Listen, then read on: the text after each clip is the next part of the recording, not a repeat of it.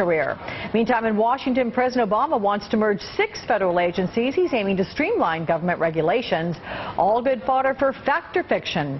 And joining me from Washington is David Hawkings, editor of the CQ Roll Call Daily Briefing. Good morning, David. We're going to get right to it with you. Here's our first fact or fiction. President Obama's plan to shrink the federal government will please his base. That's fiction. Generally, his base being liberal Democrats are in favor of expansive government spending. They actually benefit strategically a little bit in Washington from having different similar functions of the federal government spread among different agencies. One example would be the NOAA, the National Oceanographic and Atmospheric Administration. It does weather and fish. It would seem to be a natural fit for the Interior Department. Right now it's in the Commerce Department.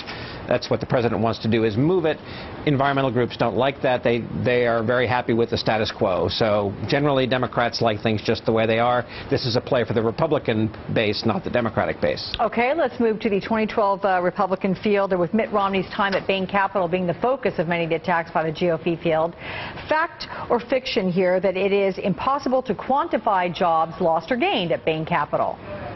That's a fact. It is impossible to quantify, especially when you consider that the businesses that succeeded when Bain took them over, in some cases, had the effect of destroying other businesses. So to give Mitt Romney's Bain Capital credit for doing nothing but creating jobs isn't right.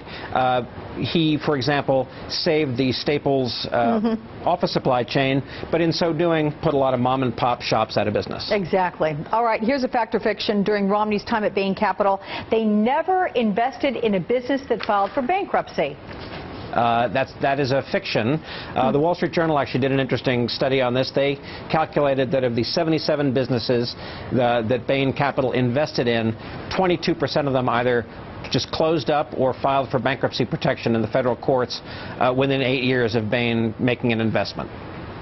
How about this? Since this election will likely hinge on the economy, it's always worth a fact check of the candidates' differences on the issue. So is that a fact or fiction, with President Obama and Mitt Romney both having plans to cut the national debt by $3 trillion over 10 years? That's a fiction. That's the president's number. He has set that target for himself. He hasn't succeeded so far at all with Congress, but his plan would combine 2/3 spending cuts, 1/3 tax increases to get to that $3 trillion target, excuse me. Romney hasn't talked about that number. He's talked about the so-called Republican cut, cap, and balance plan, which would involve capping federal spending, but he's also talking about a $600 billion tax cut along the way. So maybe that's why he's not talked about a $3 trillion deficit reduction, because that would be very hard to do, to cut and cap spending while at the same time giving another tax cut.